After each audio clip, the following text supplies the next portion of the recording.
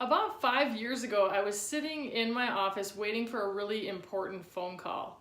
I was waiting for a coach to call me, and he was going to coach me on how to become a facilitator and how to use my own personal stories in my facilitation. I remember thinking, I have no stories. Nothing cool, interesting, fill in the blank ever happens to me.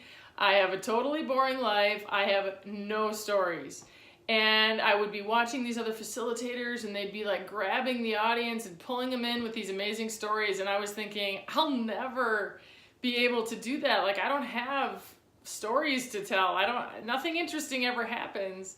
And fast forward now 5 years later, and I'm using storytelling almost every day, whether it's through writing, through coaching, or in my own facilitation. I have learned to use the power of stories to really transform lives.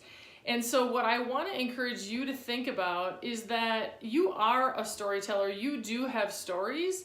You just haven't maybe looked for them or tapped into them yet, but they do exist. And now that I've learned to become a storyteller and I've practiced, I can go someplace simple. I can run up to the local grocery store, spend 5 minutes in an aisle, and come out with a story. So there are stories happening in all of the moments around you, and those stories that you can find and you can learn to tell have the ability and the power to help you connect with others in an authentic and vulnerable way. Sometimes it's scary to share a story about yourself because you fear being judged, or that people might not want to hear it, or maybe they don't care.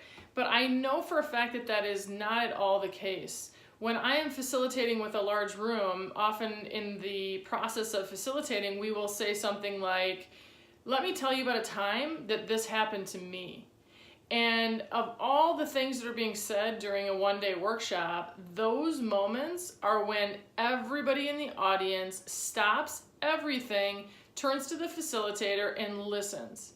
There is something about telling your own story that other people want to hear. And you're included in that. You have stories that other people want to hear. You just got to start practicing the process of just getting them dug up, go through the process of finding them. I keep a list in my journal of all the stories that I have so that I don't forget, because things happen all the time. And so stories are forming all the time. And so I want to make sure I have awareness to those so that I can use them in my coaching, in my facilitating, in my leadership. Those stories matter, and they're how I will inspire others to really be at their best. So think about how you can use your stories to increase your own connection to others, which comes through being authentic and being vulnerable and really sharing those moments that something happened to you that maybe it changed you. Maybe it really changed how you saw something or saw a situation.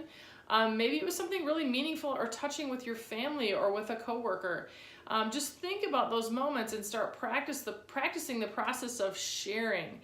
It does take a little bit of bravery and a little bit of courage, but the payoffs in the relationships that you have will forever change and be different as a result of that bravery. So go out, find your stories, start telling them, and just start practicing, and just start noticing the difference those stories can make.